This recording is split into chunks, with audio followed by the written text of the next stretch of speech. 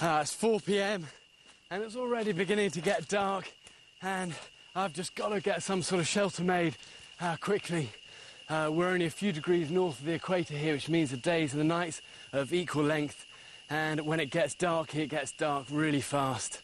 It's also the middle of the rainy season now, and when it rains it really pours, and if I haven't got some sort of shelter made and a fire going by the time it's night, I'm just going to be dinner for every mosquito in this forest. This site's no good. Falling trees and branches are the biggest killers of people in the jungle, so I need to find clear ground.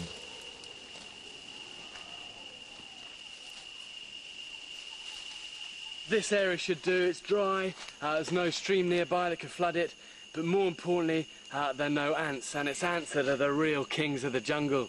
And I tell you, when there's a colony of ants on the move, it just destroys anything. But the first thing you need to do to build a shelter is clear the ground, and you don't want to be using your hands for this when you're clearing leaves, just because there could be snakes or, you know, scorpions around, so use a stick. But you need to clear a good area of underbedding and get, if you can, back to the bare earth. And it's on top of this that you're eventually going to line it. I'm not going to bother to make a raised bed because I'm only going to be here for one night. Most snakes and scorpions won't want to cross open ground, so clearing away the leaves should be enough to put them off. Okay, that's the ground cleared here, and I can use these two trees as uprights, and now I need to cut myself some cross braces for this. And this will do. Without a knife, this would be impossible.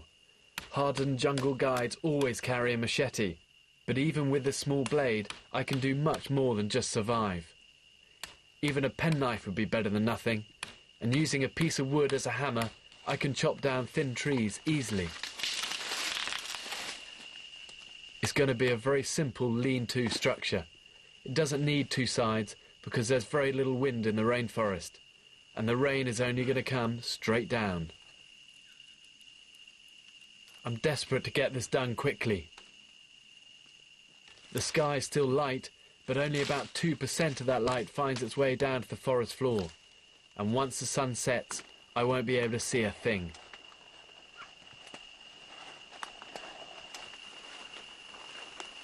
I'm using biagua leaves to make the roof of the shelter. I'm making a tear each side of the stem so I can hang the leaves on the cross pieces, creating a natural equivalent of a tiled roof, and it should be pretty watertight. The air is thick with mosquitoes. They're annoying, and they can carry diseases like dengue fever or malaria. The longer I'm out here, the greater the risk. And this termite's nest is going to help me. It's one of the best mosquito repellents in the whole rainforest. And this stuff might look like dried mud, but it's actually digested wood, and in effect it's termite crap. This is the only reason I'm going to bother making a fire. I don't need the heat, but I do need a break from the mosquitoes. And while I'm here, I need to make use of these. These are only little, but they've got masses and masses of protein in these things. In fact, pound for pound, termites contain more protein than beef or fish. And actually, even though they look horrible, they don't taste too bad. But when they are this small, I'd need to spend a long time catching them to get a decent meal. And right now, I need to get a fire started. Out of all the times I've been into the jungle, I've never gone in with just no fire-making tools. But what I can do is try the bow and drill method.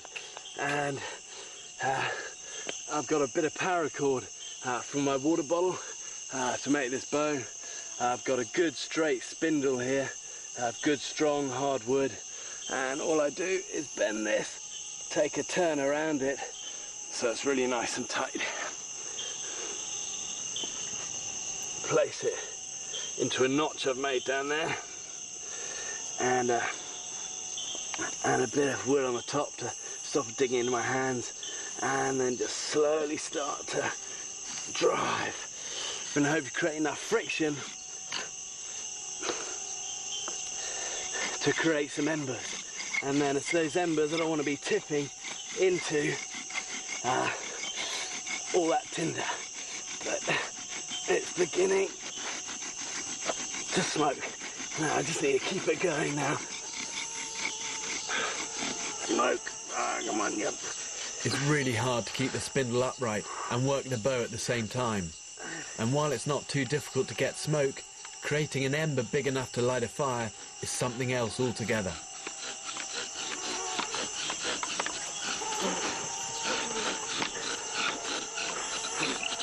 Okay, here we go. It's coming, there's a bit of smoke now. I just need enough embers to tip into this tin thing and this should be it. Here we go, come on.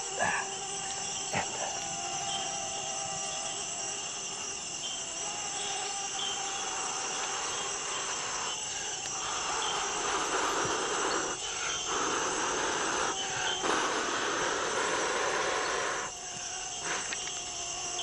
And it's just such a relief to have a fire going. It's taking me an hour to get this finally sparked, but when I've got it going a little bit more and put this termite stuff on it and get rid of some of these midges.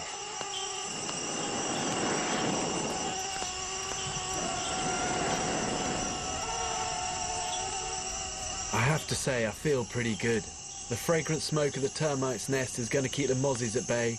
I've got food and water, fire and shelter, and I found a river that